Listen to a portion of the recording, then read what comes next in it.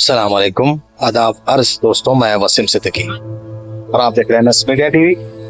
अगर आप चाहते हैं कि आपको लोकल से लेकर राष्ट्रीय और अंतर्राष्ट्रीय मुद्दों की सच्ची और गहराई वाली और आसान भाषा में जानकारी मिलती रहे तो अभी हमारे पेज को फॉलो कीजिए, वीडियो को लाइक और शेयर जरूर कीजिए, क्योंकि आज हम जिस मुद्दे पर बात करने जा रहे हैं वो सिर्फ असम का मुद्दा नहीं है, बल्कि आने वाले कई सालों की राजनीति को समझने वाला मुद्दा है।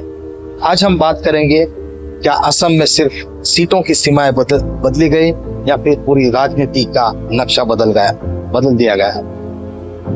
कैसे कहा जा रहा है कि मुस्लिमों की राजनीतिक ताकत को कम किया गया, कैसे 35 से 40 असर वाली सीटें घटकर 20 से 22 तक पहुंच गई, और क्यों लोग बोल रहे हैं कि अब 15 से 20 साल तक इसे बदलना लगभग नामुमकिन है। सब कुछ कानूनी तरीके से हुआ, लेकिन आरोप इतने बड़े हैं कि पूरे देश में चर्चा हो रही है।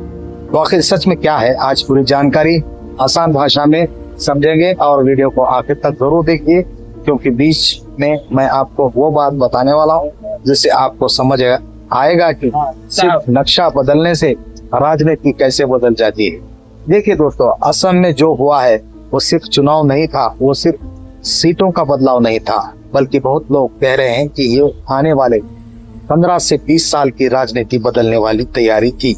और सबसे बड़ी बात, ये सब कानूनी तरीके से किया गया, ऐसे किया गया कि आम आदमी को तुरंत समझ भी ना आए, लेकिन जब आप पूरा मामला समझोगे तो आपको पता चलेगा कि आप लोग इसे इतना बड़ा मुद्दा क्यों बता रहे हैं। देखिए, पहले असम में लगभग 35 से 40 सीटें ऐसी मानी जाती थी जहां मुस्लिम वोट सरकार बनाने और हराने में बड़ा असर रखते थे। यानी अगर उन सीटों पर मुस्लिम वोट एक तरफ चला जाए तो पूरा चुनावी समीकरण बदल सकता था। लेकिन फिर आप डिलिमिटेशन, अब बहुत लोग पूछ रहे होंगे डिलिमिटेशन क्या होता है। सीधी भाषा में समझिए, जब सरकार और आयोग चुनावी सीटों की सीमाएं बदलते हैं, कौन सा गांव किस सीट में जाएगा, कौन सा इलाका किस विधानसभा में रहेगा, किस सीट को आरक्षित किया जाएगा, ये सब तय किया जाता है। और यहीं से शुरू हुआ पूरा खेल।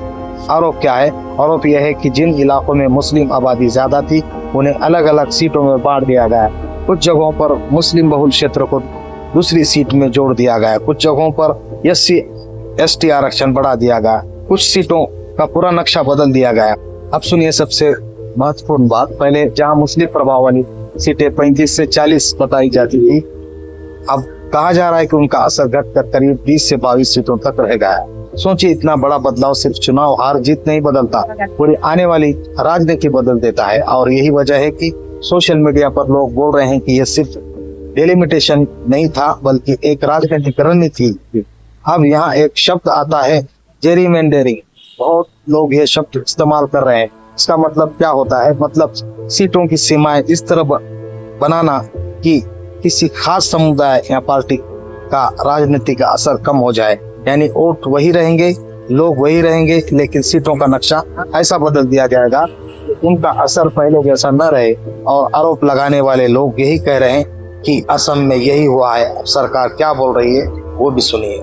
सरकार और भाजपा का कहना है कि यह सब संविधान के अनुसार हुआ और इसका उद्देश्य स्थानीय और आदिवासी समुदायों को ज्यादा प्रतिनिधित्व देना था। मुख्यमंत्री हेमंत बिस्वा शर्मा पहले भी कह चुके हैं कि नई डिलिमिटेशन के बाद इंडिजिनियस कम्युनिटीज का प्रभाव बढ़ेगा। यानी एक तरफ विपक्ष और मुस्लिम संगठन इसे प्रतिनिधित्व कम करने की रणनीति बता रहे हैं, तो दूसरी तरफ सरकार कह रही है कि ये संतुलन सुधारने का काम था।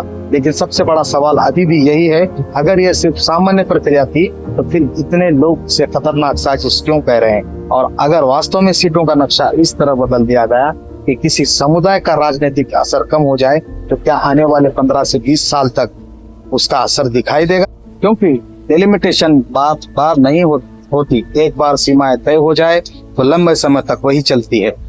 यानी आज जो नक्शा बनाया गया वह आने वाले कई चुनावों का परिणाम तय कर सकता है। अब आप खुद सोचिए, जैसे चुनावी बदलाव है या फिर भविष्य की राजनीति बदलने वाला मास्टर प्लान।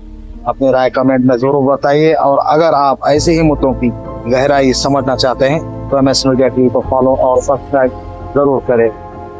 देखते रहिए MS मीडिया टीवी। जय हिंद, जय महाराष्ट्र।